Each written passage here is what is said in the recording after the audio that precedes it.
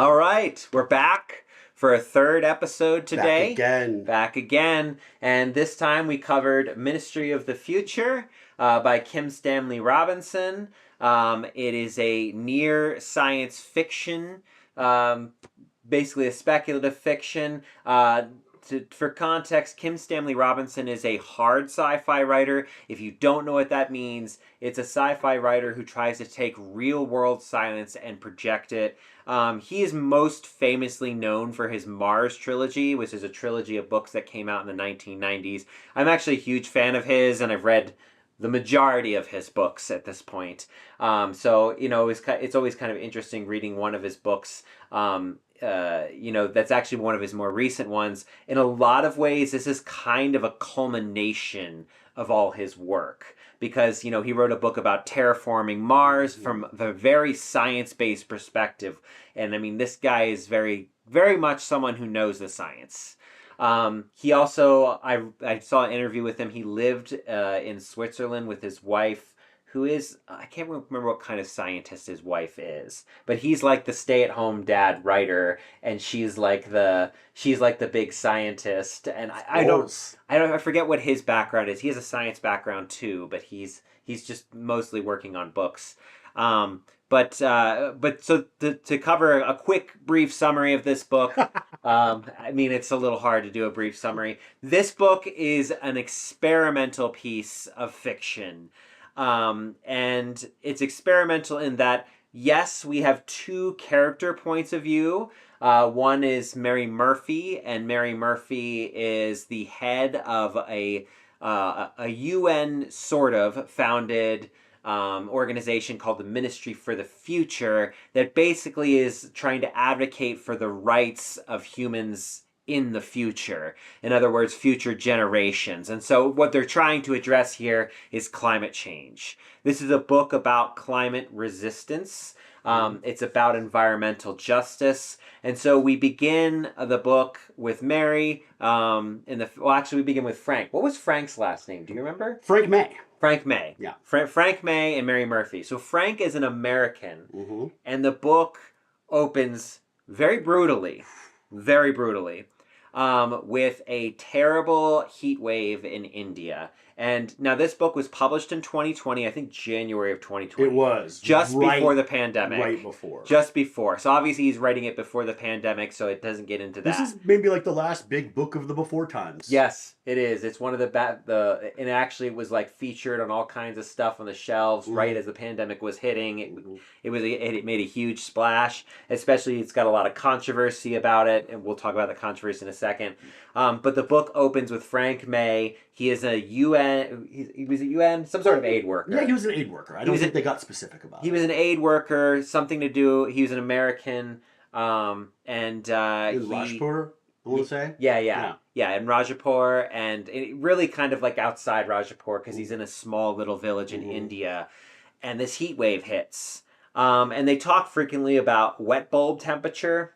Which I didn't know about. Yeah, the wet bulb temperature is a combination of heat and humidity. And I forget exactly how it's measured. I just looked this up. So it's measured by, it's the heat, it's the ambient heat that the thermometer is recording when you place it in water. Oh, okay. So if it's at room temperature water or like a wet towel is usually what they use. And so it's measuring basically as cool as you can make yourself in that environment. Right. So the wet bulb temperature, I believe, for humans that will kill you is 35 and above. Yeah, it seemed like that. It was 35 to 36. 35 to 36, yeah. And I think it was 36 in the beginning, this opening event. Yeah, so and then it gets hotter after that. It gets hotter, and they don't give you an exact temperature, but it kind of doesn't matter because as Frank's there in India, the power goes out, so air conditioning goes out all over, and he gets a generator, and he's trying to keep people cool, and he's even like bringing everybody possible into the place until someone comes in and steals the generator at gunpoint, and calls them a Ferengi, which is the word this is your fault. This is your fault, Ferengi. Which is the term for like colonialist. Yeah, white folk in India. Yeah. And you know, so they take it, and you know, he's helping everybody. He's not just helping just white people or anything like that. It's not that he's just trying. He's the only white person there. He's the only white person there. The other aid workers left to go get doctors. Help. Yeah, they left to go. The other aid workers leave to go get help, and he stays. And he's the only one who survives. Yeah. And he survives by getting... He and himself and everyone in the village go into this lake, and they fill the lake up completely with people. And he talks about how the lake is only slightly cooler than the air outside, and the sun is baking them, and they're sitting there, and they all die in kind of like this terrible human stew of literal death and misery. Ugh. And he's the only one who survives. And then like it like zooms out from him, like closing his eyes in the water and just keeping his face above the water, trying his best to keep cool while the dead bodies are around him. And then they zoom forward to another point of view. One of the people who come to rescue or come to clean up the village in this horrible aftermath. And he's the only one who survives, you know, and they say he looks like a baked turkey or something like that. His eyes are swollen shut with burns because his face has been in the sun. Or something like that. Something like that. He almost looks like mummified. Yeah. But he survives, and of course he's very traumatized, and afterwards he kind of becomes a radical. Yeah. Because of this terrible experience. I was wondering after, like, thinking about this, do you think he was radicalized? Because one of the things that he feels a lot of guilt about is that he had some water that he was like... So it was like extra water that he was keeping in like a thermos-style thing to keep it cold. Right. But then before they go to the lake, he just downs all the water. He does down all the water. I think it haunts him for a long time. But I almost wonder if that little moment of like weakness and greed on his part, or self-preservation, or just self-preservation, however you want to look at it. I don't know if he ever forgave himself. No, I don't think he does all the way to the end.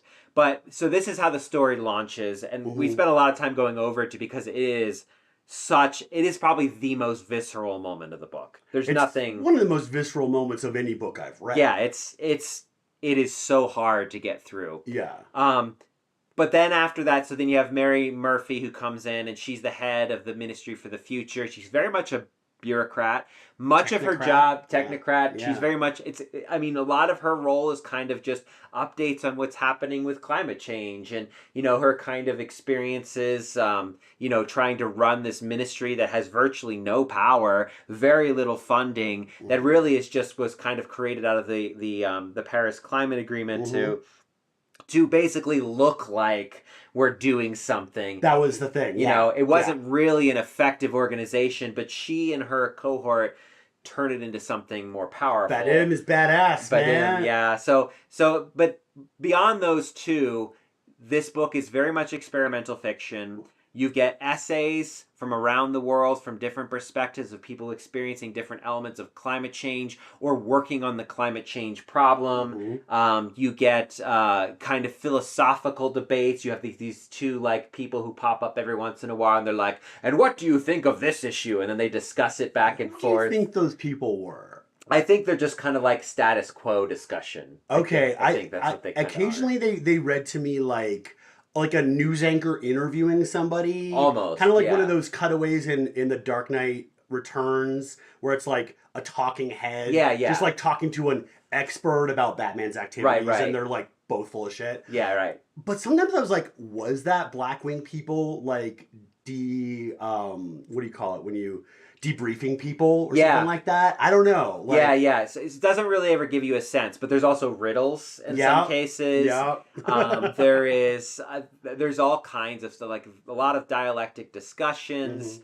There is like points of view from refugee camps. Yeah. There's all kinds of stuff, and I think that's really one of the things that makes this book work so effectively. It's not focused on a couple of people who are earnestly trying to do their best. You get tragedies in this book. You get riots. You get point perspectives of people who are refugees who suddenly find themselves caught up in these terrible riots, these climate riots, all kinds of stuff. You get, crackdowns. You have one point where, so the Ministry of the Future forms a black wing. So Mary Badim is comes up and Mary, so an important point, Frank kidnaps Mary. The characters intersect. He kidnaps her to her apartment. Right? He kidnaps her and he waves a gun in her face and is like, "You're not doing enough. The Ministry of the Future is a joke. You know, I lived through the heat wave. You don't even understand. This is going to happen again." And he's just like freaking out, and Mary is like not sure what to do, but she spends like the whole night talking to him. Yeah. And finally, like, someone had like called the police for suspicious activity. So Badem had like people following her. Yeah.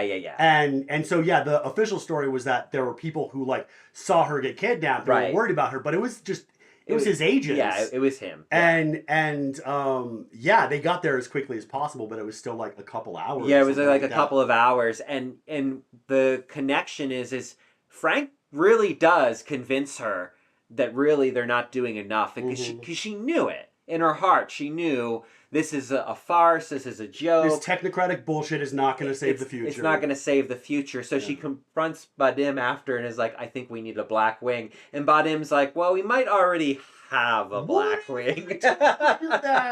I already did that. And so the Black Wing is a militant organization that's doing all kinds of things. Yeah. One thing they do, I mean, they never confirm anything that they do, but it's pretty clear in some cases. They kidnap a whole bunch of rich people at this retreat. The Davos one was so good. Yeah, they kidnap them, and then they basically shut the entire town down. They lock them in. They remove their clean water and they basically put them in the rich people in like a temporary refugee camp, and then force them to watch hours and hours and hours of video about all the things that their actions have done. The best part is they make them watch video of their children being fuck-ups and dipshits. That's the thing that gets to them the most, and I love that. Yeah. Being spoiled, entitled brats, driving Bugattis and shit like that around. It was just like... And then interviewing them, how they feel about their parents. And all of them universally like hated their parents. Hate these rich executives. So you get these kind of Blackwing things. A couple of important Blackwing events that, Mary doesn't know, because she wants Badem to tell him, but Badem is like, I'm not going to tell you. I'm not going to tell you all the things we're doing, because I don't want that to weigh on your conscience. He's Nepalese, and he's kind of led so she's Irish. Yeah, she's Irish. And he's Nepalese, so they both come from context where they grew up during like civil resistance and terrorist actions. Yeah. So the Blackwing, some of the things that I thought the Blackwing did were the sinking of the slaveholding fishing boats. They sunk slaveholding ships. They did infiltration and assassinations. They captured Davos, and they did Crash Day. Yeah. He says, so Crash Day was this really big event about halfway through the book, and Crash Day follows with the Cow Day, right? So first you have Crash Day, where they basically, with clouds of drones, take down, was it 60 jets? 60, and then another 40 a couple days later. Right. So it was like a month later. Or something, yeah. Yeah, so it was like they take down 60 jets, most of which were private, wealthy jets, but there were some commercial ones in there. Well, they were mostly business class types. Yeah. So obviously, they took out civilians too, and that is kind of an important thing to think about. That's part of the controversy, and some of the controversy surrounding the book is that, he kind of appears to be championing these kind of militant actions. But what it functionally does is it makes everybody afraid to fly, and it kills the airline industry pretty much permanently. And it gets replaced by airships. Really cool airships. By solar power dirigibles and airships. Yeah.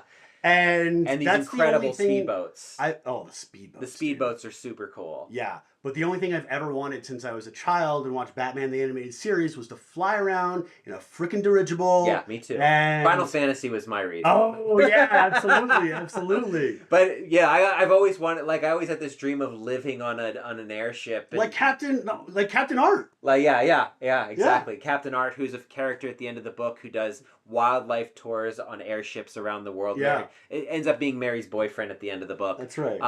After she retires. So you have these Blackwing elements. But you just have so much. You have this concerted effort to try to stop the polar caps from going in, and they have to try a whole bunch of experiments. And it takes place over the course of several decades. They're trying these experiments to stop ice melt because they realize how detrimental the ice belt will be. Mm-hmm. They do finally find a method for pumping out the water from under the ice. They figure it out within the first 5 years too, which is really impressive. Like, we don't know that until the end of the book. Right. But yeah, they accidentally figured it out in the first 5 years. The whole tension of the Ministry of the Future is like they have to come up with like dozens of different actions to take to stop all of the different things that are causing global like climate change. So, and one of those things is the like big sheets of ice sliding into the sea, and so someone comes up with an idea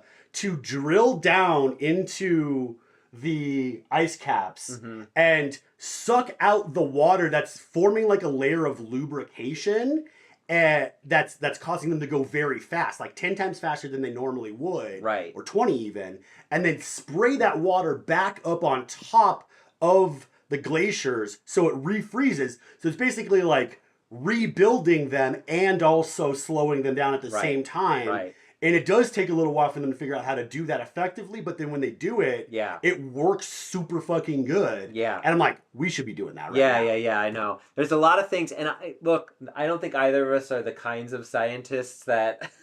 I'm a scientist of chocolate. I don't know how to fix glaciers. And I'm a social scientist. It sounded good. It sounded good, and I think that is one of the key things about this book. He is not saying that here's the, in fact, he talks about monocausal taxophilia. This is the love of single causes, or the love of single solutions. It's basically what we spent the 90s doing, was debating what was causing it. It was everything. Right. So he discards this kind of idea that there's going to be any one solution, that there's going to be any one kind of group that's going to be able to fix this. Right. He does constantly lambast, I mean, he's American, but he constantly lambasts the Americans for being like the slowest on the uptake for anything. Yeah. But they, it's going to take all these different scientific efforts. It's going to take all these really interesting financial efforts. They invent, and I think this was a theory that was going around. I don't really know the current state of the idea, but a carbon coin that would basically ultimately replace like the dollar as a stable kind of bond market or currency. Well, it actually doesn't do that so much as it does the thing, which I thought was really innovative. It replaces the gold standard. Right. So it's actually it's a secondary security that stabilizes everything, which was really cool, because one of the things that caused stagflation in the 70s was getting off of the gold standard. Right. And 71 with Nixon, right? Yeah. And that everything's been super volatile since then. Like, markets have just been more volatile since we got off of like a worldwide standard, and everybody's been trying to peg to the dollar, but we don't regulate our financial industry. So like that was, the core is the bond market, right? And I actually was reading up on this more recently, just trying to understand that why Trump essentially blinked with the tariffs and why he backed down. And it's because the bond market, because the only reason the dollar is solid is because of the American bond market and the 10-year futures and stuff. Okay. So instead of the gold standard, the bond market is actually more stable than gold. Right. So that's why, so everyone had been investing in American money, and then Nixon was just like, guess what, guys? We're just switching out of the gold standard and we're going to the bond market. So did he do that so they could financialize it more and make profit off of it? Yes, essentially. That's what I thought. Well, and it really gave a lot more power to the World Bank. It also created the endless cycle of debt that the World Bank and the IMF have created because they're using commodity speculation on a non-commodity based system. But commodity speculations, even if you have the gold standard, there's a really interesting phenomenon I was reading about recently, and it's that when the price of gold skyrockets, it always does so before a recession or depression, and it has skyrocketed quite handsomely in the last 6 months. Ooh. So No. yeah, because people basically, oh, this is a solid commodity, but the problem is everyone buys up gold, and then because everyone has They gold, pull money out of they other pull, things. pull Yeah. money and put it in, and so Yeah. what happens is there's an abundance of money in the gold, and then it crashes the market. So it just creates a little bubble. It creates, yes, gold essentially just creates another bubble. Got it. So but that was, in theory, the way that they had done the bond market would have actually stabilized the economy had neoliberalism not really taken over and deregulated the banks. Yeah. So I mean, neoliberalism strikes again. right?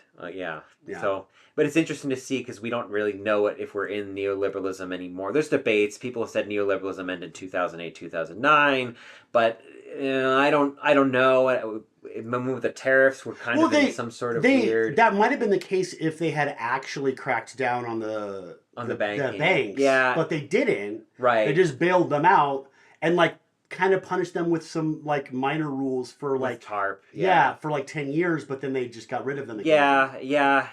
But it's also with the rise of tariffs that's against the kind of neoliberal philosophy of free trade. Oh, that's absolutely true. So it's hard to know what kind of economic system. But back to kind of the book. Oh yeah. But it is important to have a context for this stuff too.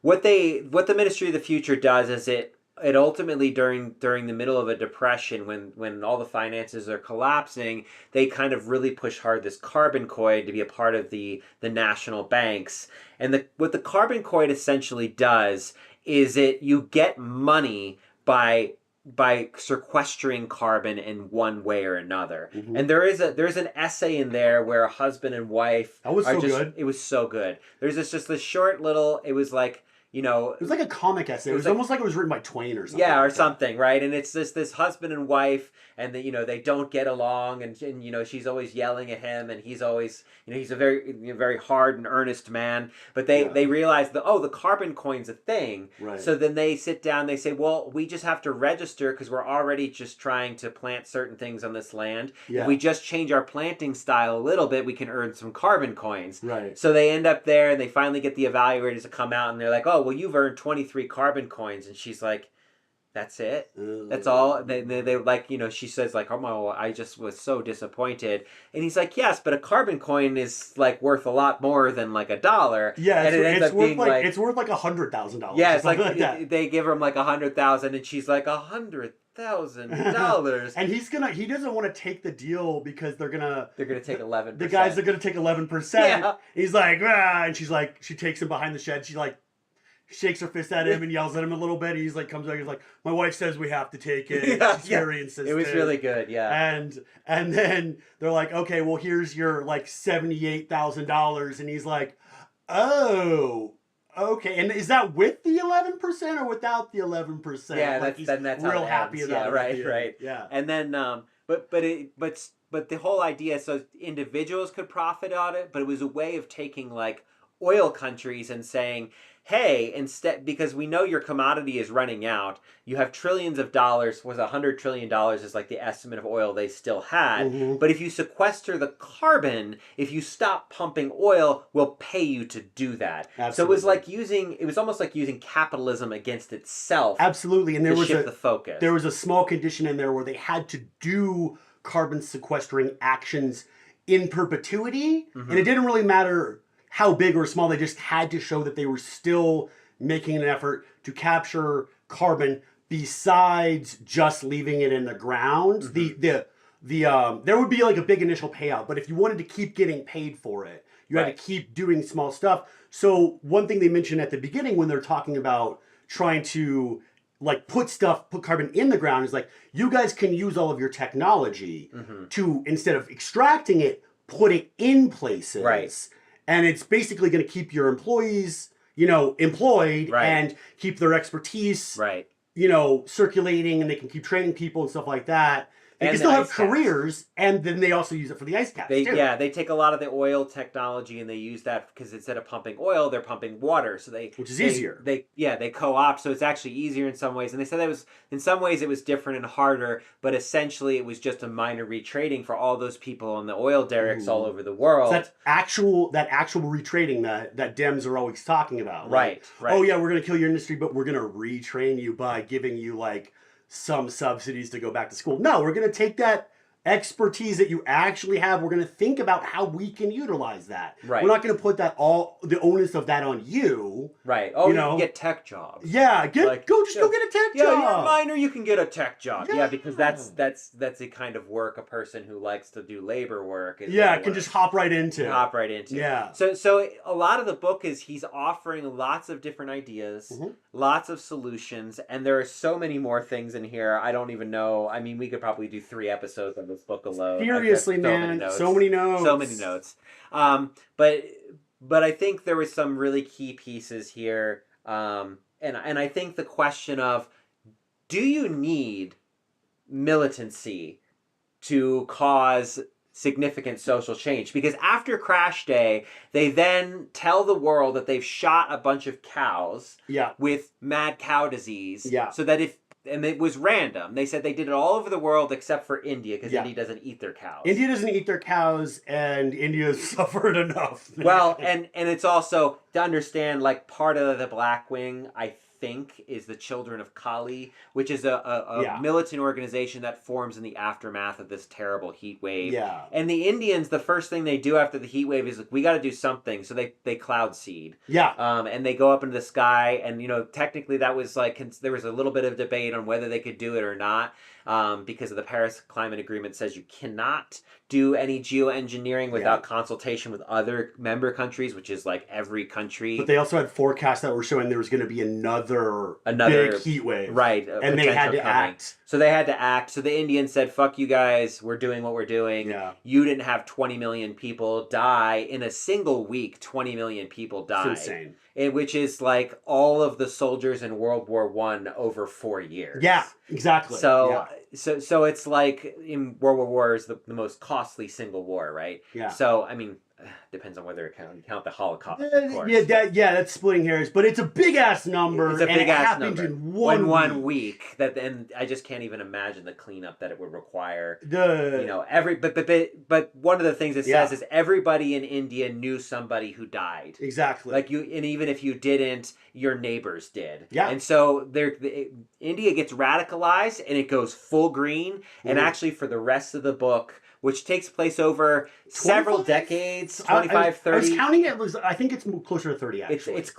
Because there was someone who was in a refugee camp for 12 years, was out crossing Germany for 2 years, and then was in another refugee camp in Switzerland for 14 years. So I guess that's about 28. And Mary goes from taking the head of the ministry to retirement. Yeah. There is a real fun comical. It's semi-comical.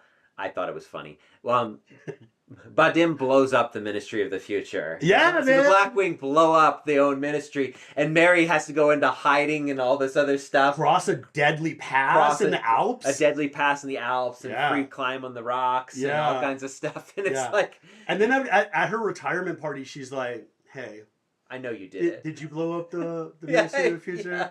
And he's like, what? Why would you say that? And she's like, I mean, was it Mao? She quotes Mao. It says bombard the headquarters. Bombard the headquarters. And what ends up happening, actually, though, is the Swiss feel that they're under attack, and Swiss becomes fully invested. They back her finally. So the thing with the carbon coins is Mary tries to make that happen, like, 2 or 3 times before it actually takes effect. And she goes to San Francisco to talk to the head of the Fed. And she goes all around the world talking to the Bank of England. Yeah. She doesn't go to China. You're right. She doesn't go to China. Importantly, she does not go to China.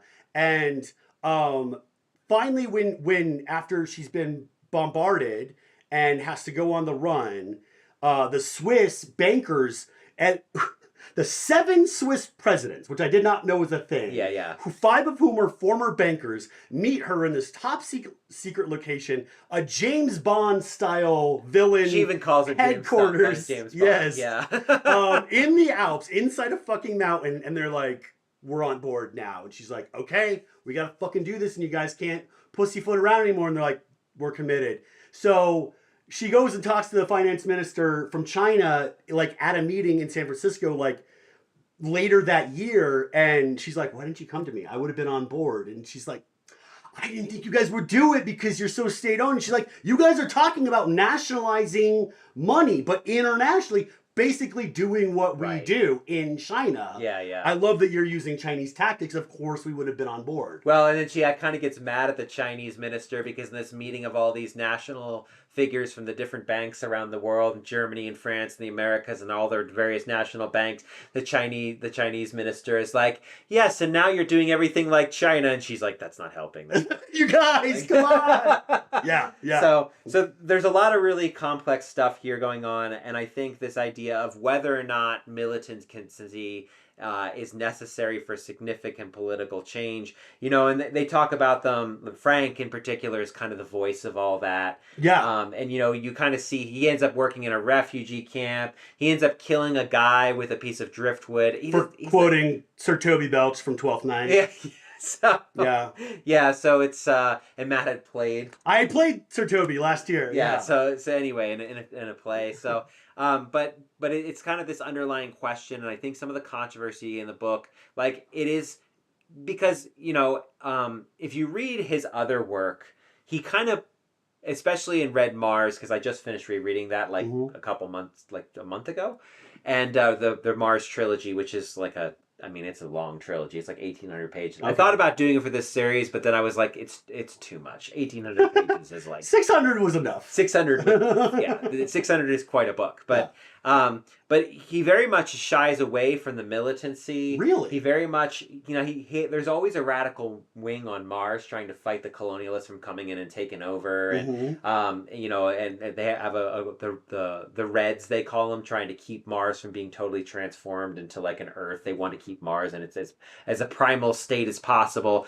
But his whole focus is what he calls, and he mentions it in this book, and this is why it's always interesting to read multiple books from the same author, integrated pest management. Oh, okay? Yeah. So the integrated pest management is the idea that you're radical as much as you need to be. Sure.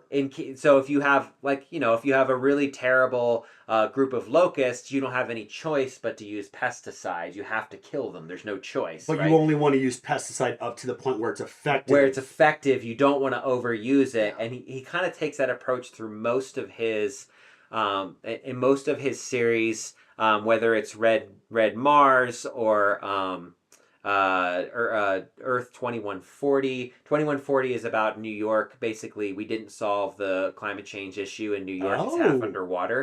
And so New York lives in these kind of like above water cities and stuff. So the half the city is like a huge portion of the city is under the water, and the rest is they have canals like in Venice. Yeah. So they get around through rowboats, and they've reintegrated society through that way. And then there's a big resistance movement towards the end to making the climate better again. So it's before Ministry of the Future. I think it's like the second or third book he wrote before this one. Yeah, it's advertised in the back of this one. Yeah. Right. And then he wrote Aurora, which is about a generation ship, and there's resistance and rebellion and conflict on that. It's interesting that you say that you feel like he's more militant in this one, because like Badim goes and has that conversation with the children of Kali, like after things are moving in the right direction. It's time to put it away now.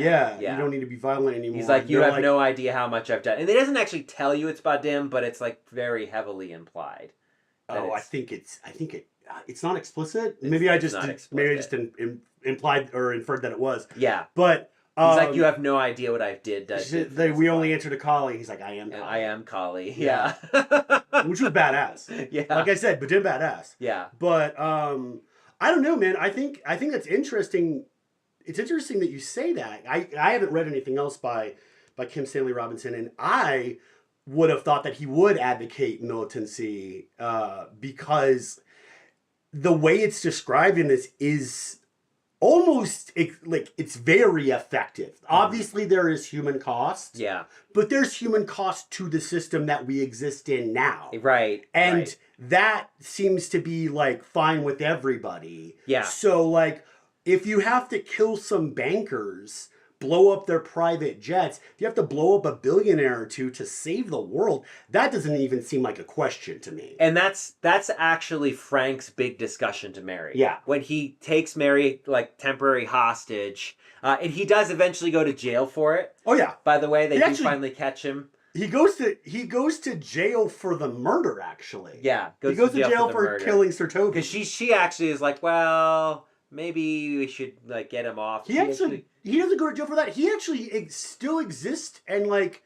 hangs out and gets married and helps at a refugee camp. And then when he's participating in a protest, he gets arrested. He gets arrested because a group of white supremacists try to get rid of the refugees in Switzerland. Yeah. And that's when he actually gets caught because they give him a face scan and throw him in jail. Yeah. But then him and Mary become kind of lifelong friends. Yeah. And they have conversations. And he ultimately dies of a brain tumor. And she kind of is there. She's the only one there at the end of his life and everything. It's really moving, and she like is so empathetic towards him, and I think at one point she says it doesn't seem like a human action to not be with someone during their last days. You know, like that's the whole point of humanity is you don't have to go out alone. Right. And so yeah, she spends 2 months just doing her work in his hospice room. Right. And grieves him in like a similar fashion to her husband, who died tragically young when they were also cancer. 28, he died. Yeah, 28. So, yeah. So she It's really it's a fascinating relationship. But that's kind of what Frank says. He's like, if we really want to preserve the things for the future, then some people are going to have to die. Yeah. And I think that is what the big controversy surrounding this book came out, is because you have this kind of liberal on brand like, well, we can do everything democratically. And yes, you can do a lot of things democratically and diplomatically. But if you have people who are hell-bent on making profit and literally, I mean, you have Newmont Mining here in Colorado.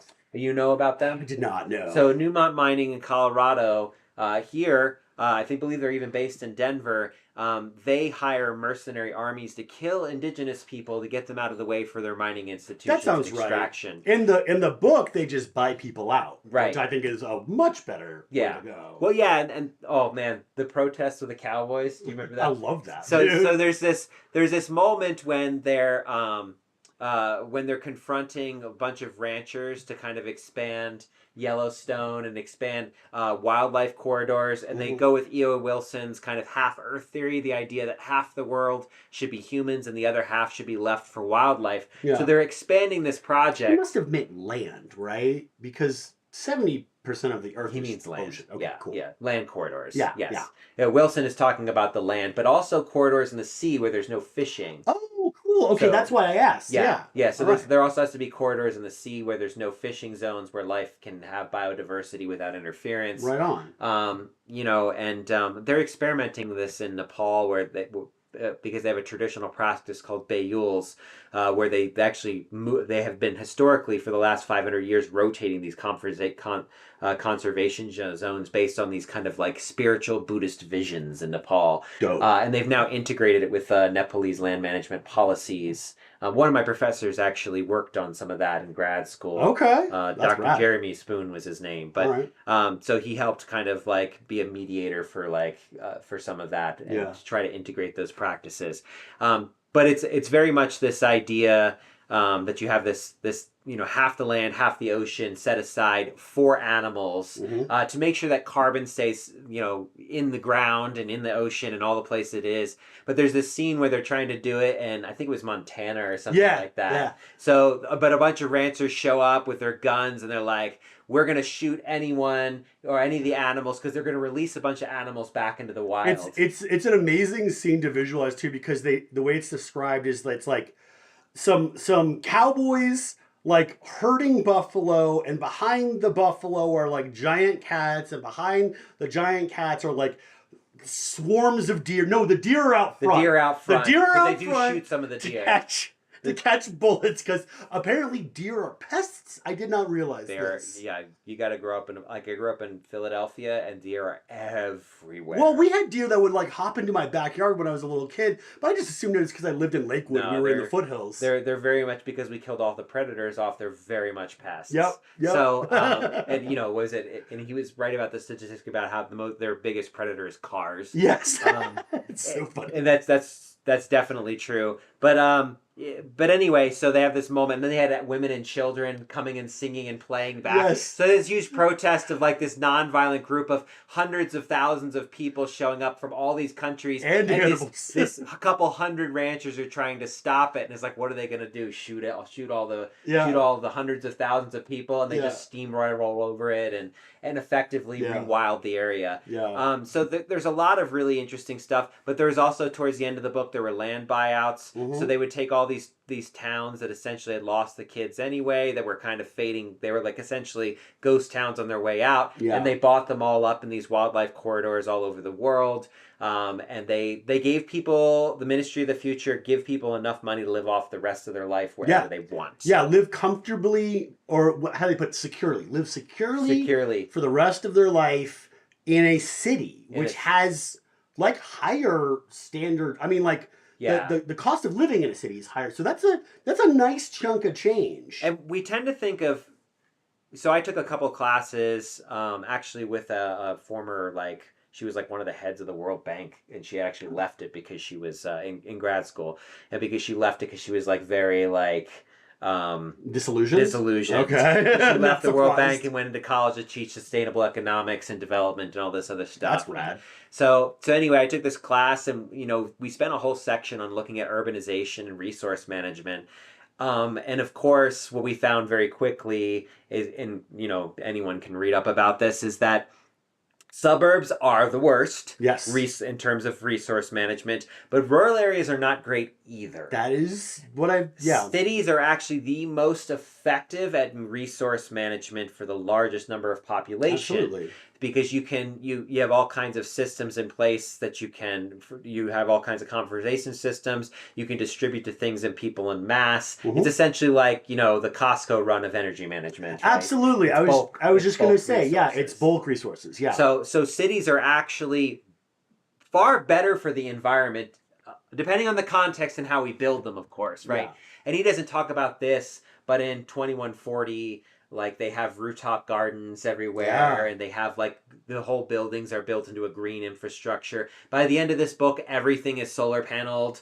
Like, the boats are, like, made entirely of this polyurethane solar panel material. The boats are so cool. Mary crossing the Atlantic in 8 days on a hydrofoil powered by wind, just through sails, and small motors. Like that are powered by the photovoltaic cells on the ship and the sails. Yeah. Like it sounded so fucking rad. I was like, it was really cool. I want to do that so And bad. of course she was like, and I was working the entire time. Like, I was never disconnected. There was no interruption in my life. They collect more power than they need, so they can just like charge devices off of it and stuff like that. It's totally fine. Yeah. I thought one of the fun things about this technology too is that the airships will also collect more energy than they need, so they can just microwave it Nikola Tesla style, down to receptors on the ground that so as the airships are actually charging batteries just by being in the sky. Yeah. And it's like,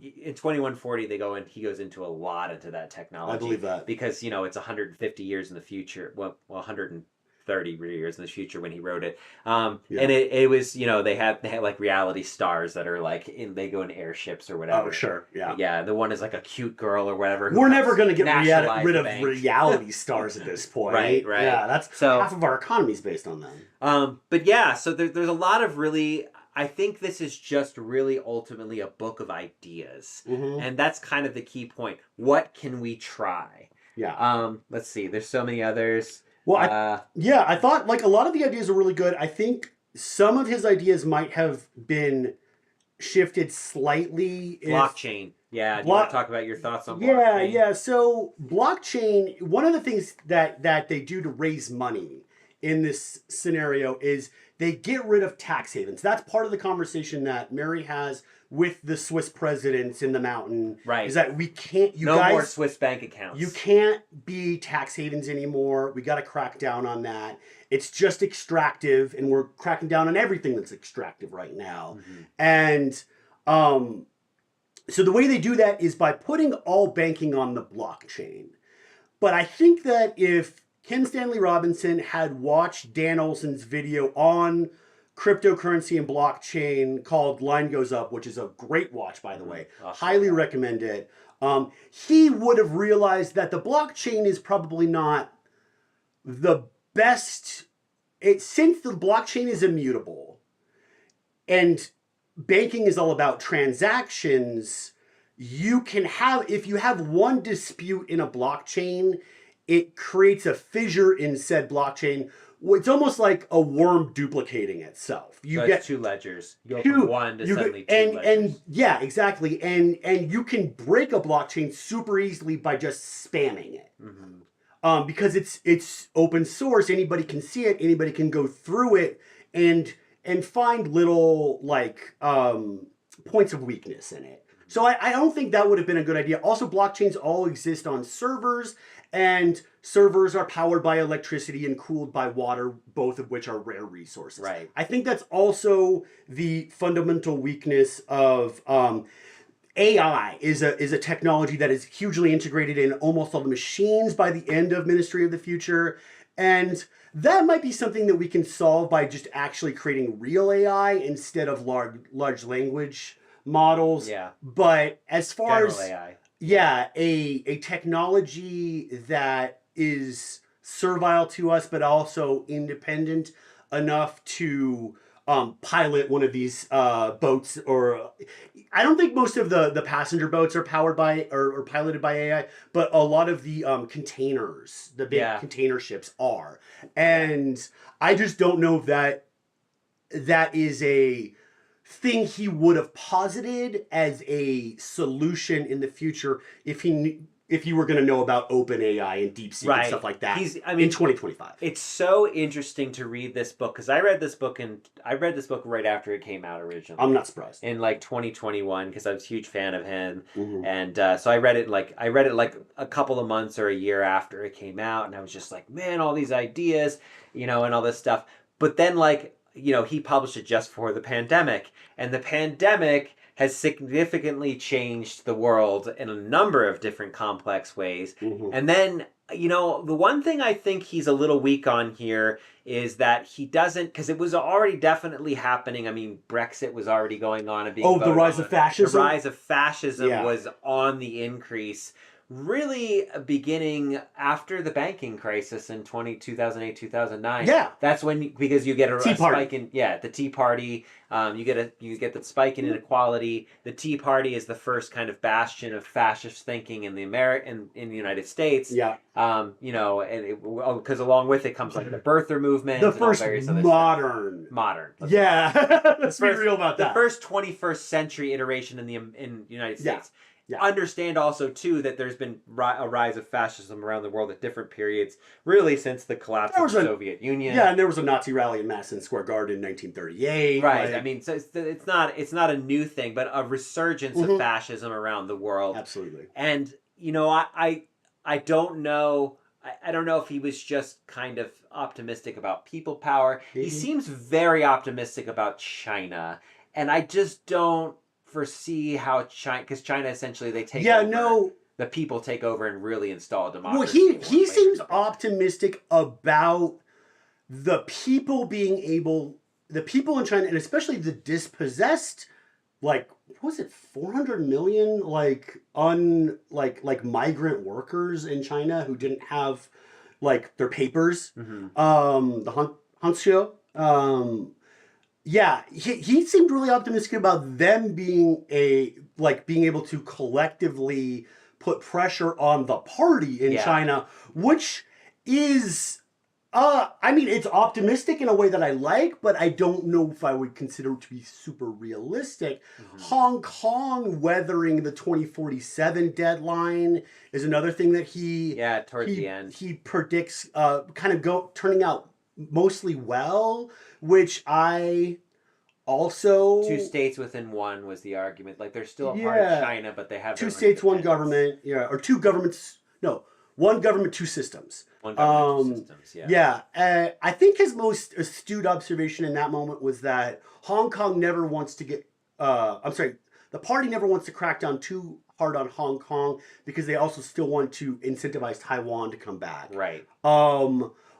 And that's I think that's right. But but also he's not. I mean, I would say, in all of his books, China is very pro-China in lots of stuff. That's in terms interesting. Of, in lots of, like, in Mars, China essentially takes back over the Earth. Yeah. By the end of the second book in the Mars trilogy, where China becomes the most powerful superpower.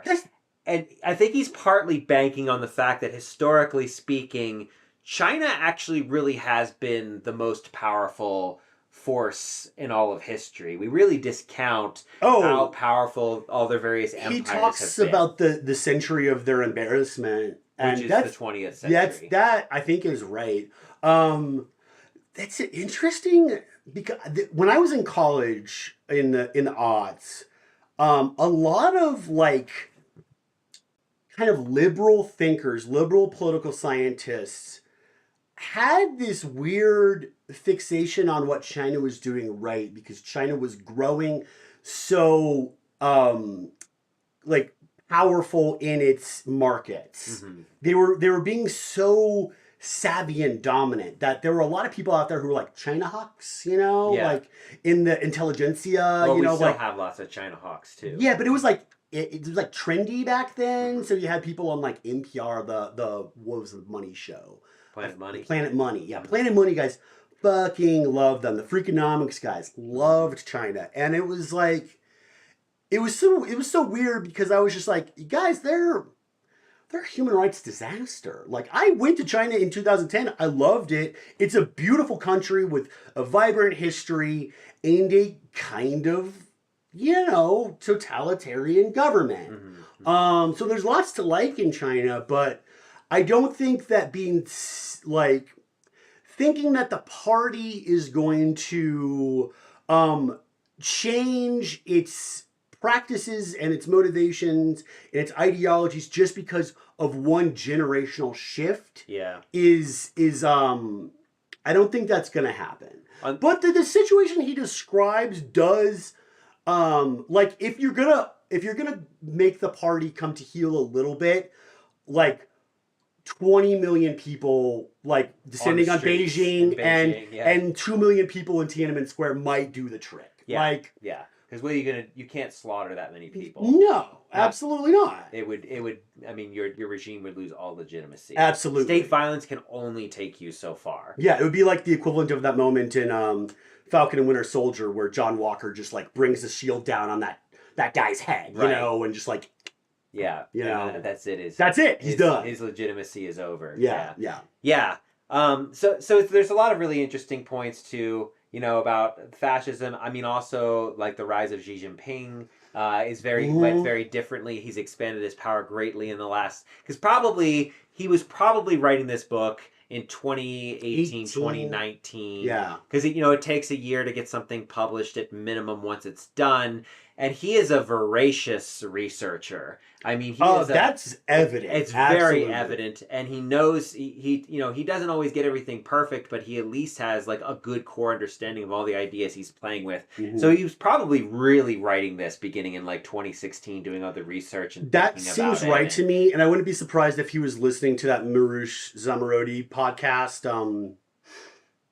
Oh God, what was it called? It was one that she did. She broke off from WNYC and started a podcast, Zigzag, with her old producer, and they were talking about Ethereum and the blockchain and stuff like that. And people were hyped on it. It was like a new thing at that point. Yeah.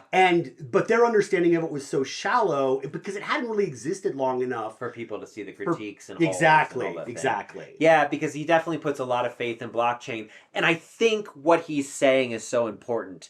We have to remove hidden money. Absolutely. We have to. He's right about that. He's definitely right about that. Yeah. The only way we fix a lot of the shit that we're facing is to remove like tax havens and remove Swiss bank accounts and remove the Slush Cayman Islands and funds, slush funds. Yeah. We have to make the assets of the capitalist PACs class as well. We have to get rid of super PACs. Yeah, super PACs. You can't just have all this like loose money like with no actual ownership. I mean, Musk knocking around. How much did he spend in the last election? That $250 million. That cannot be allowed. Yeah, it's ridiculous. You cannot have a singular individual that able to influence election systems and expect for us to survive. And he very much does nail the idea of what the wealthy's kind of zeitgeist is at the moment, and that is kind of the smash and grab. Ragnarok capitalism is what he calls it, right? The end of the world is coming. Yeah. So we're just going to smash and grab, and we're going to live in our little fortress bunkers, and we'll survive, but everyone else just fuck them all. Yeah. This kind of this kind of thinking is very much a part of. I mean, they very much think that Fallout is a real thing, and then not. I mean, but Fallout, things go very wrong for the people who live in the vaults. Absolutely. So. Don't be in a vault in Fallout, man. That's like the number one lesson of the first game. That's what they experiment on. And turn you into super mutants or other kinds of terrible things or make everyone crazy and they murder each other. That's basically like signing up for like some study that Umbrella Corp is doing. Right. Don't do it. Yeah. Next thing you know, you're a zombie, right? Yeah. But it's so your nemesis. But you're seeing that actually with all of these dystopian literature. They take the ideas, like I was just reading, have you read the Culture series, Ian Banks? No. So Ian Banks is a British sci-fi author, very much a socialist, very much a utopian, like Kim Stanley Robinson, the idea that, that it's going to be hard, but the future can be really good. I mean, very much Star Trek too, right? So, but you have all of these people like Musk and Bezos, they're all fans of Star Trek. They're apparently huge fans of the Culture series, which like, if you've read the Culture series and then you actually listen to Musk's points of view, you're like, how can you even... The thing is, they don't have media literacy. No, they don't. This is the thing about them. They also love Snow Crash, but Snow Crash is also dystopian. Right. But they've been trying to make Snow Crash happen basically since it was published because it seemed super cool to be able to have an AI... like artificial reality world that they could live in, you know? Yeah, but the lesson of Snow Crash is don't let people hack your mind. Exactly. And take control. But now they want to do that too. Right. You know? Right. So like... Yeah, the Neuralink and stuff is basically, on Ghost in the Shell too, right? Which Ghost in the Shell is also... Ghost in the Shell is rad as shit. One of my favorite movies. It's amazing, and Standalone Complex is maybe even better. Standalone Complex is incredible. Yeah.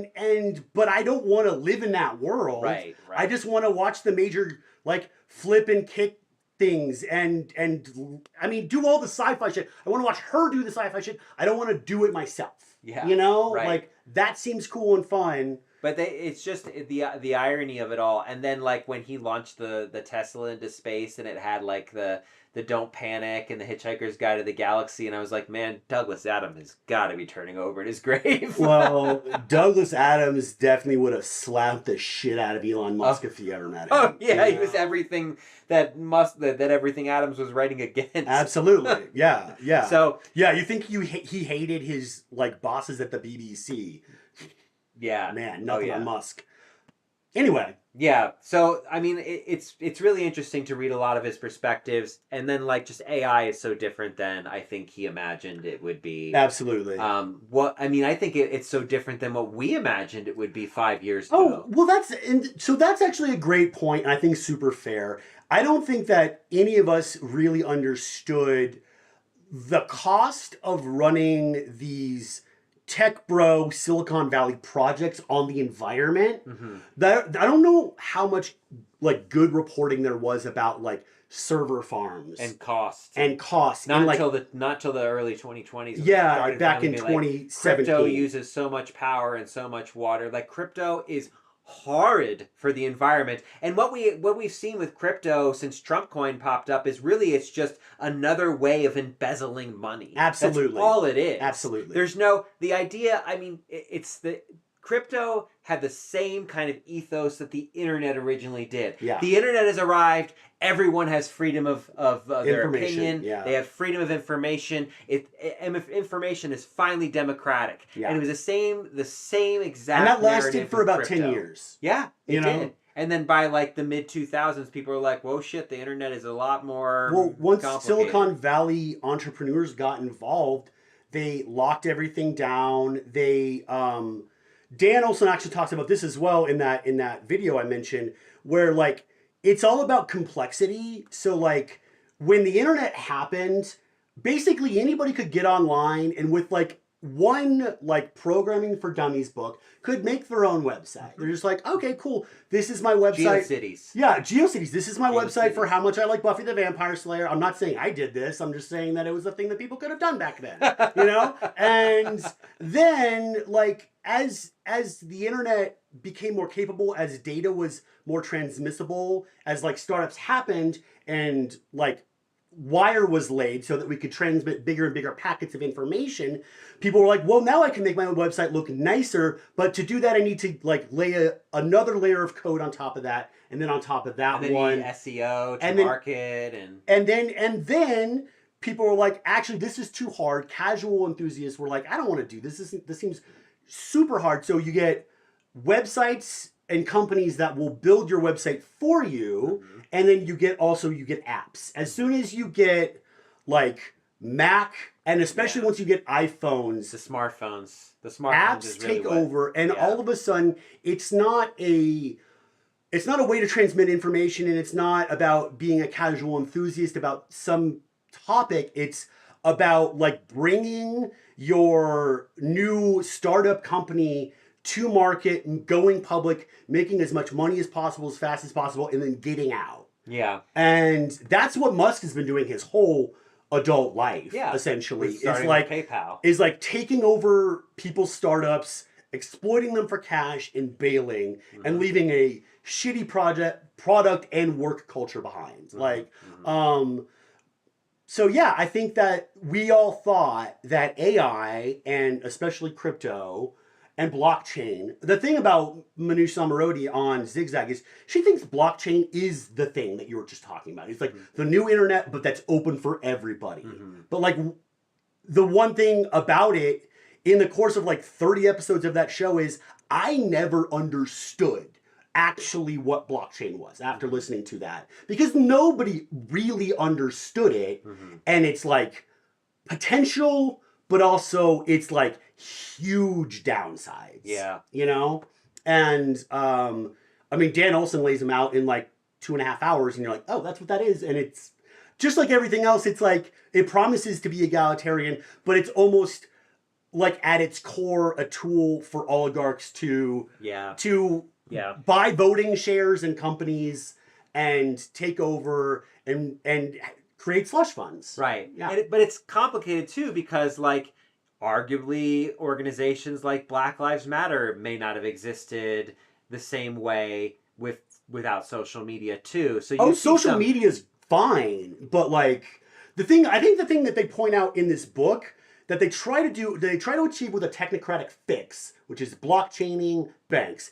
You could also just do with social media too.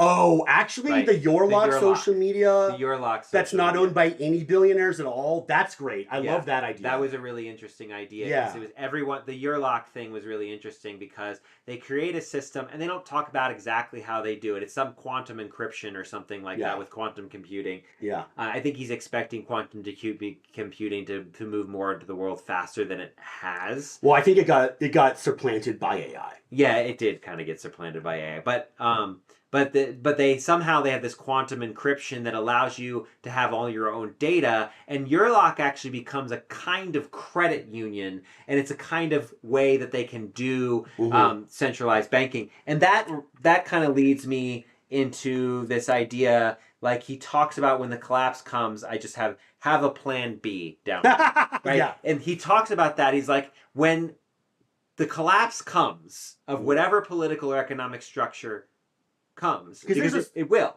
One thing that we haven't mentioned is that there is a super depression in this book. Super depression. That's kind of a crux point for all of the ministry's projects succeeding, because it destabilizes existing power structures Right. so thoroughly. And so because they had the carbon coin in place before that happens, because they have a plan B, and one of the essays, the standalone essays, is always have a plan B. Yeah. Like because otherwise what you get is French Revolution turns to Napoleon. If you don't have a plan B, the patriarchal and fascist power structures that were in place will take over. And that's kind of what happened.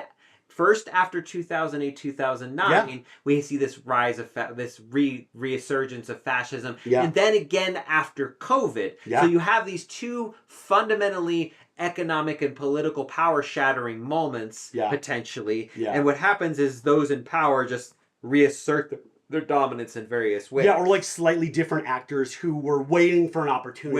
Waiting for a power vacuum. Yeah. So if you have a plan B, yeah, if you organize communities in a strong way, as basically the Ministry of the Future is basically doing all the way up until the Super Depression, they're creating these new forms of organization. Yeah. They create the carbon coin, they remove these tax havens, and then the Super Depression hits, and they actually start offering like to billionaires $50 million buyouts because they're like, your assets are frozen. You can't hide anymore. Yeah. You can take $50 million and live the rest of your life super rich anyway, wherever you want in the world.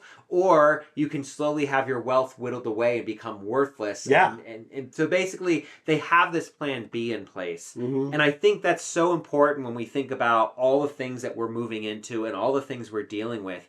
If we have community-based power in various plan Bs, because there's not just one plan B in this book. No, basically everything they're doing is a plan B for situations. And worker co-ops is another thing I'm endlessly fascinated because of Kim Stanley Robinson. Dude, the description of the Mondragon? The Mondragon model. Mondragon. Yeah. Of course, it's Basque. I should have known, But the Mondragon model, which I highly encourage anyone to look up, is a series of worker-owned companies. I mean, it's socialism at its raw form. Which is awesome because it was created by a Catholic priest. Like this cool priest walking around. And it's been very effective for a century. Yeah. And it's not the only model. There are a number of different models around the world that use these worker co-ops. Yeah. Essentially, they elect their management. Because after reading this book, after reading, it was Red Mars talks about the Mondragon model. He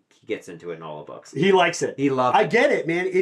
Literally the reason I think it's cool that it was started by a Catholic priest is like, we associate Catholicism in this country with hyper-conservatism. But like, if you look at Catholicism from another perspective, it can also be almost to its core socialistic. Yeah. You know? Yeah. It's just about whether it's, become Catholic Charities, for all the terrible things the Catholic Church does and has done, Catholic Charities is still, and now is officially, the most powerful aid organization in the world. The USAID was first, but now we've gutted that. Oh, yeah. Which is another thing that talks about in the book, the expansion of USAID, the expansion of soft power. He actually talks about the leveraging of soft power by the Americans and actually how the Americans hold their hegemony. Yeah. And the whole time I was rereading this, the second time I was thinking to myself, we have basically just took a giant shit on our soft power. Oh, absolutely. In the last 6 months. Because people always talk about, like, before we fix things overseas, we should fix stuff here at home. But I think Peter Simshari from the If Books Could Kill podcast is like,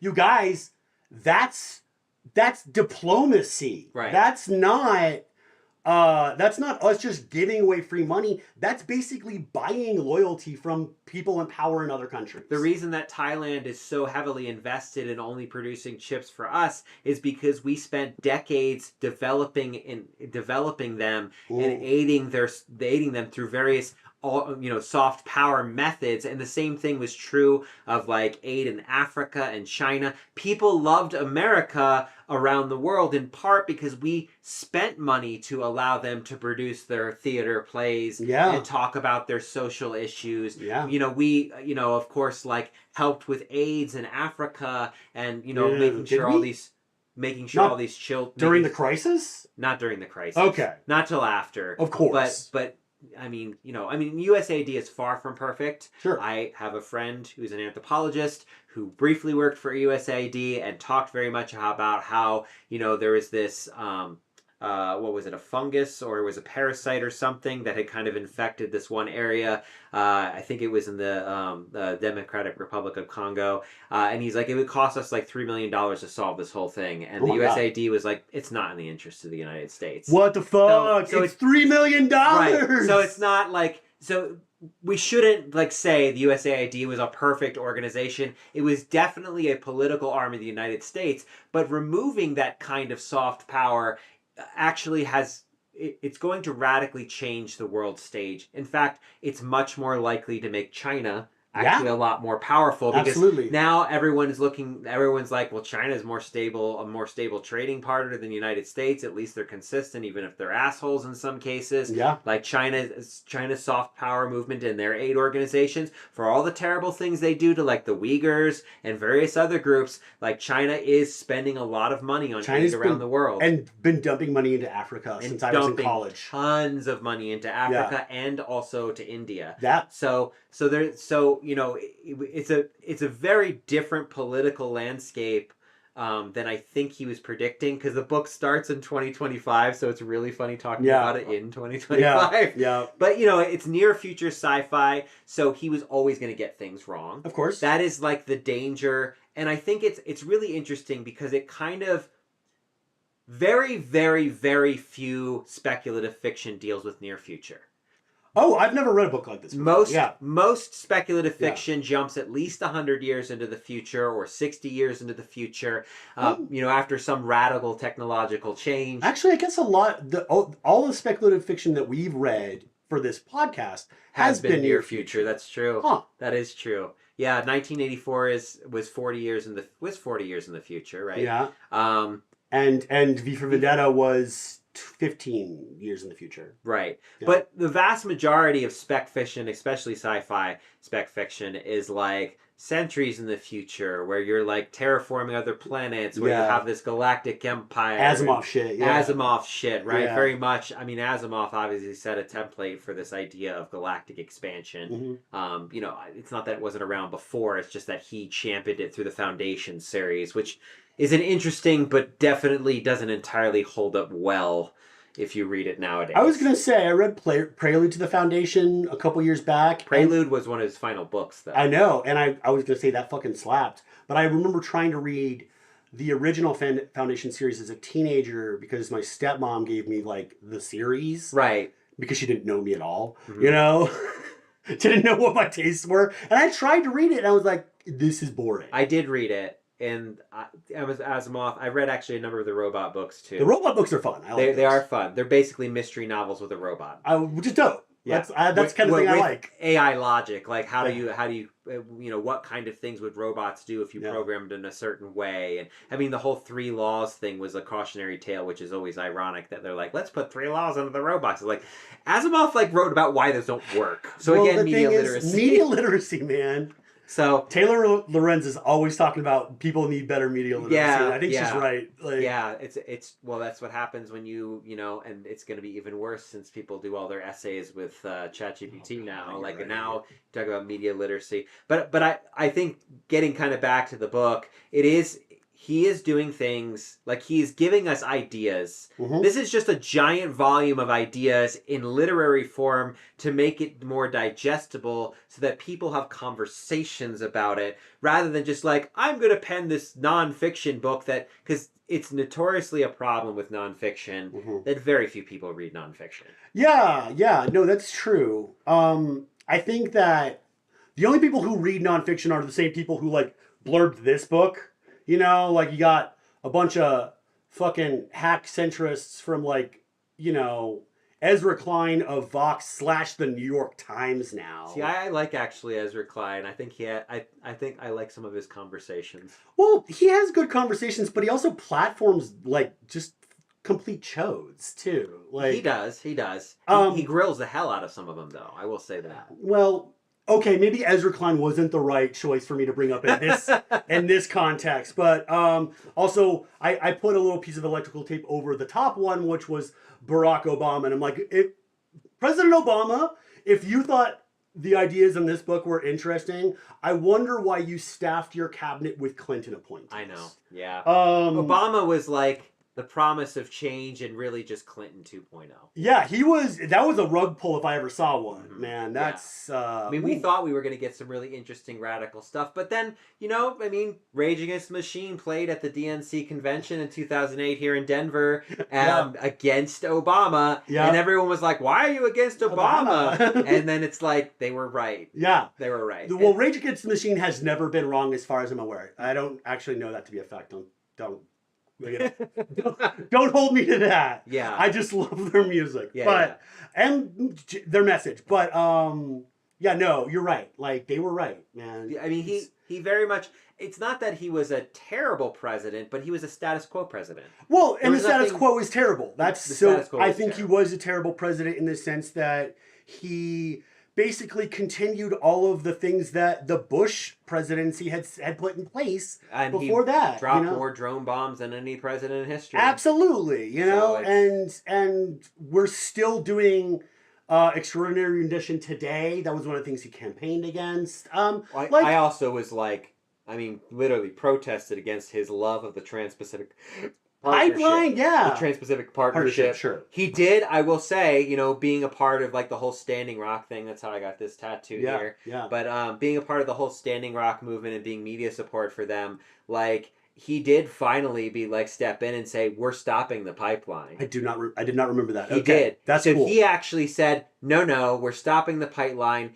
We do need to have the courts. There is something messed up because the oil companies bribed. Yeah. They bribed their way through, so they didn't have to actually do any consultation with indigenous people. They illegally did it. The courts ruled in our favor, and then ruled in the favor and said, yeah, they're right. You can't go ahead with this pipeline. And then Trump gets into office, and one of his first executive orders was to go ahead. And of course, a week later, the fucking pipeline ruptured on sacred Lakota territory, which is exactly what everyone was saying was going to happen. Exactly. But so Obama, of course. Yeah, I mean, and then the bailout of the banks rather than bailout and not citizens. pressuring Ginsburg to retire at a reasonable point. Yeah.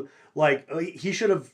Anyway, there's a lot of things. Like, basically, he, along with the whole Democratic Party, have handed the courts to the fascist wing of our government, and there's nothing that we can do about that. I mean, in fairness, he did really try to get his appointee in the Supreme Court through, and that was Merrick Garland. Merrick Garland is one of history's greatest criminals, as far as I'm concerned, because he should have prosecuted Trump. Because he didn't get to be a Supreme Court justice. Right. Biden gave him the Attorney Generalship. Right. And he took his sweet time. He spent a year and a half dicking around. I know. About that. 6 months you can understand, but a year and a half. Yeah. Also, Obama appointed Cass Sunstein to be like a throttle on like projects in the government. So basically nothing was achieved. Yeah. Like in a technocratic way. Yeah.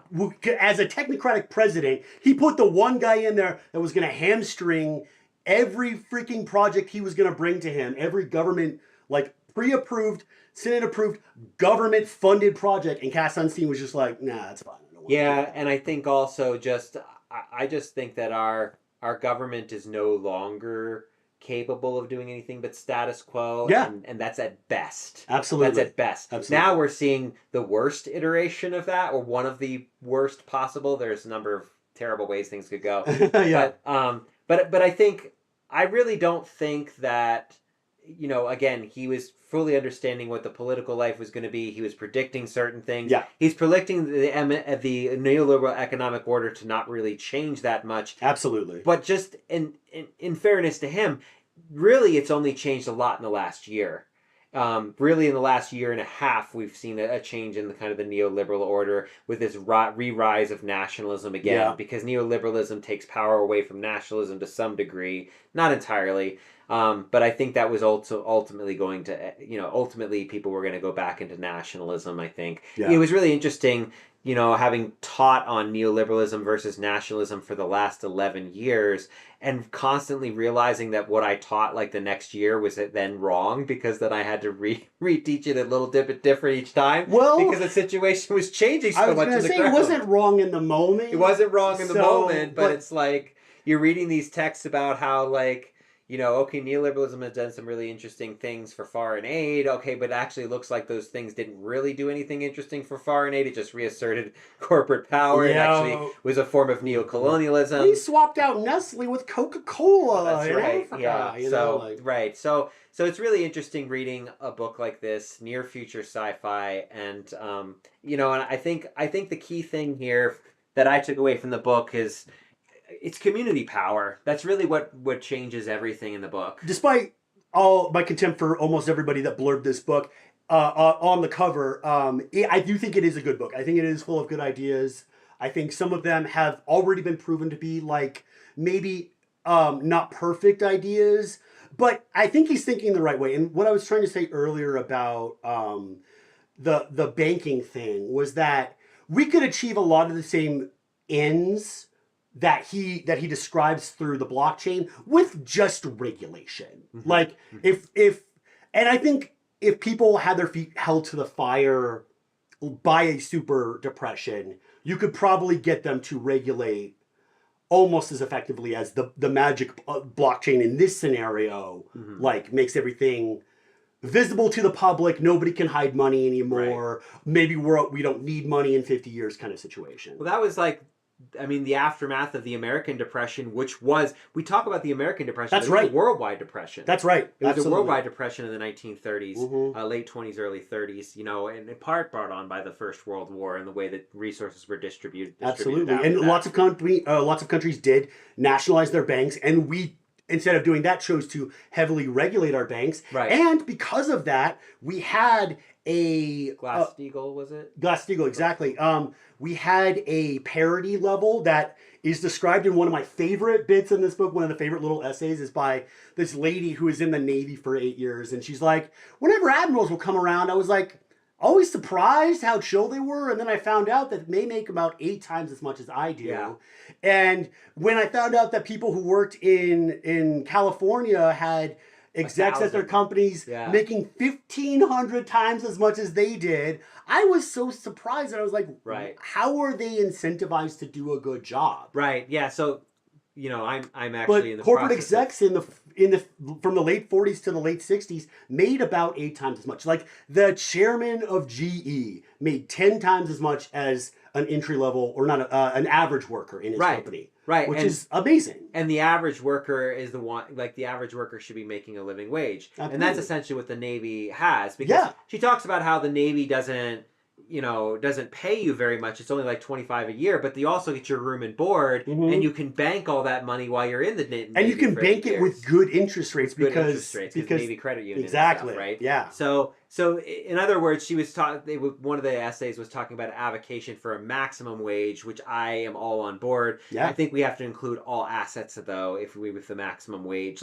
because a lot of people will just tie up into stocks and everything. And property. We just need to burn the fucking stock market to the ground. I think the stock market could go away tomorrow, and that would be fine. That would be fine with everyone, I think. In reality, it would create some market chaos and supply chain disruption temporarily, but ultimately... What doesn't? What doesn't, yeah. What fucking doesn't. Current banking practices do the same thing, might as well get rid of it. Right. Well, the tariffs are fucking up the whole situation, so why not just get rid of it all at once? Yeah, or you could have a container ship going through a canal. But the stock market and commodity speculation, all these things are how you create these endless spirals of debts in third world countries and make them, structural adjustment policies. He mentioned structural adjustment in the book as primarily austerity measures. That's not entirely right.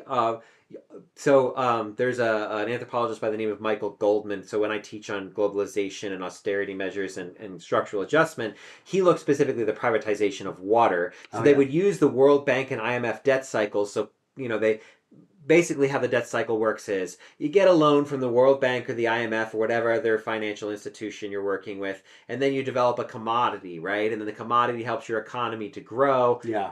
And you might develop several commodities, but ultimately what happens is when you speculate on commodities, the commodity ultimately crashes. Right. Whether it's from a natural disaster, whether it's from supply chain disruptions from something like a pandemic, whether it's like all of a sudden every country in the world is producing coffee, and also commodities commodity speculation was the trigger to the Rwandan genocide via Yep. Folgers and Starbucks and Absolutely. coffee and coffee culture. American coffee culture was the trigger point of the Rwandan genocide because of commodity speculation. Yep. You eventually default, which means you then have to go take out another loan over here, right? So it's like this endless cycle, right? So it's loan, development, default, loan. But in the secondary loan, the World Bank and the IMF do structural adjustment. They say, if you're going to get another loan, you have to do things a certain way. You basically have to play by our rules. Right. And he talks about... And benefit us more than yourself. Right. And so in Michael Goldman's case, he looks at the privatization of water around the world, which actually created these terrible, terrible systems where in like Belize,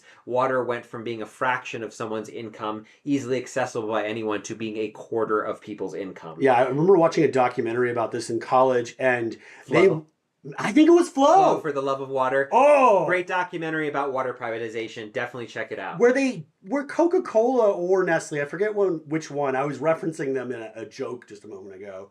Come into a village and they're like, okay, now you guys have this stupid little pump here where you just pump it and you get water. Isn't that lame? What we're going to do is take out this pump and replace it with a vending machine where we're going to give you this card and you're going to get 2 water credits every day. You can all you have to do is come up here and tap this card on this sensor and you'll get a bottle of water. You can just take this water anywhere. Isn't that great? And when you're done with it, you just throw the bottle away and come back and get another one. And it's like, they took a free resource that this village had and monetized it and like exploited the shit out of them. Well, not only that, what they end up doing is they pump most of the water out of the third world and move it into bottled water companies around the world. Exactly. And so what you get is this huge commodification. And so it's an overwhelming disaster. So structural adjustment is used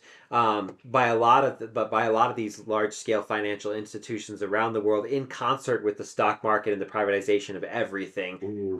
And it creates this endless cycle of structural violence, this endless cycle of like people cannot get their basic needs met. And the only thing you can do to disrupt that is literally to just blow that system up. Yeah, right. And that's a lot of what like the super depression does. And that's what he actually is mentioning when he's talking about having a plan B. That essay is talking about the Greek austerity crisis that happened, was it 2011, something like that. It was right around the Arab Spring. So you had this moment around the Arab Spring where Greece was defaulting on all their loans to the EU, and the overwhelming 80% of the population said, fuck you to paying back the loans. Absolutely. And so then the politicians caved because they didn't have a plan B. Yeah, and the EU was trying to put the squeeze on Greece because there were a group of other states that were in a similar position. Yeah, Spain. Italy, Ireland, Spain. Yeah, all the countries that primarily their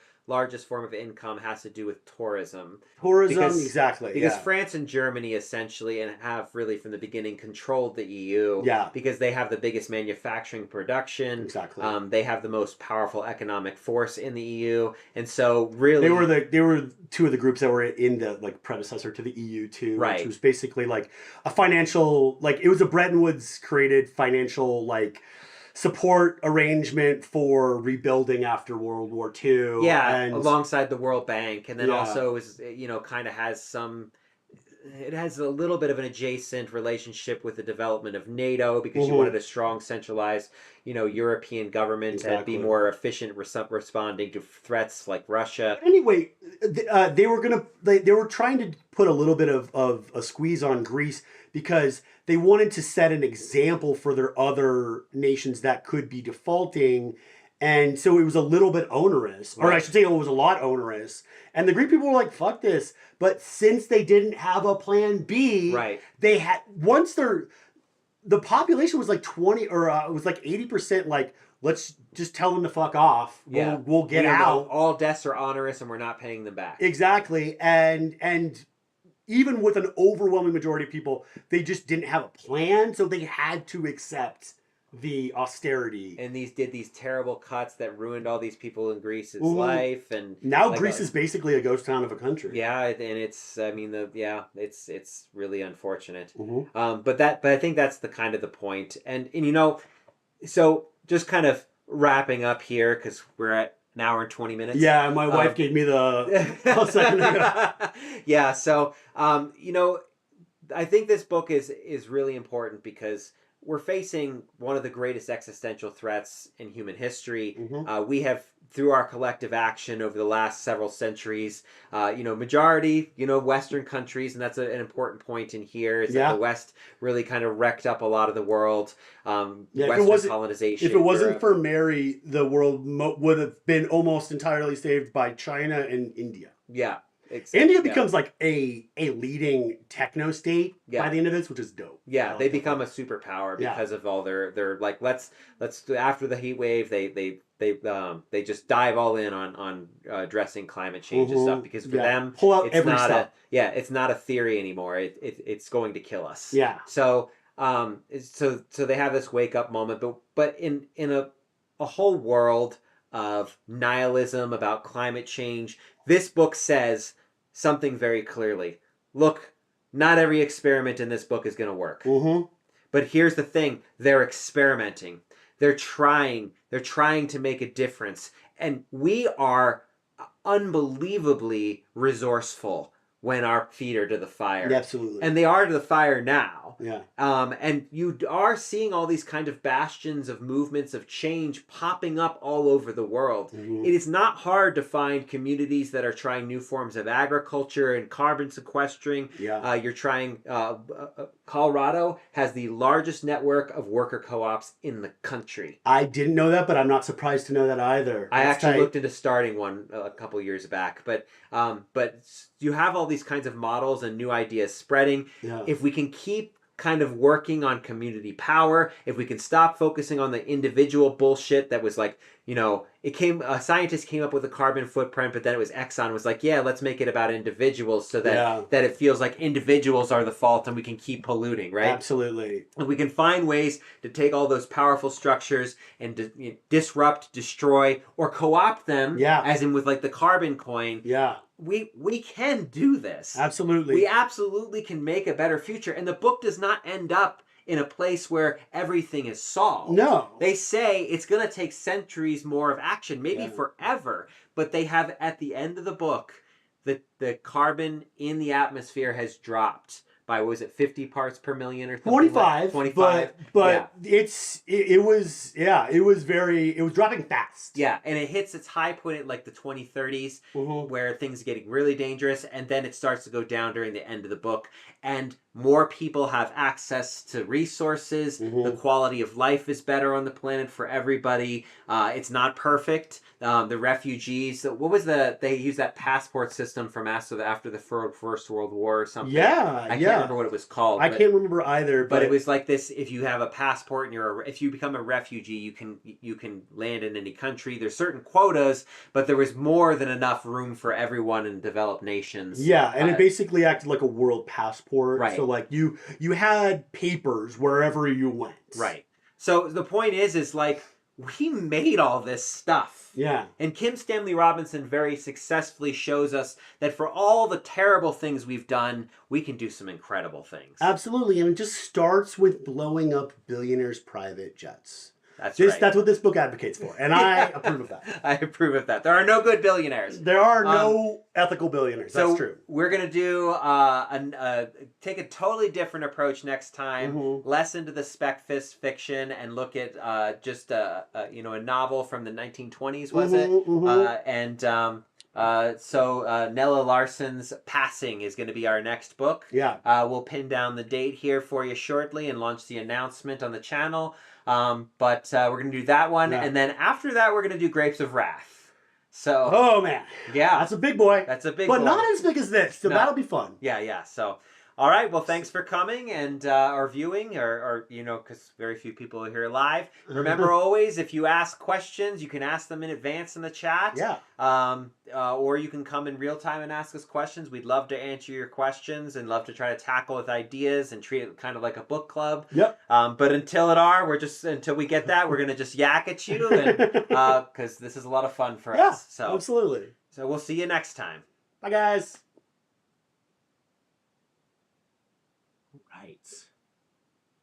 Yeah, we have a friend who's in town, and she's supposed to be here 2 minutes ago.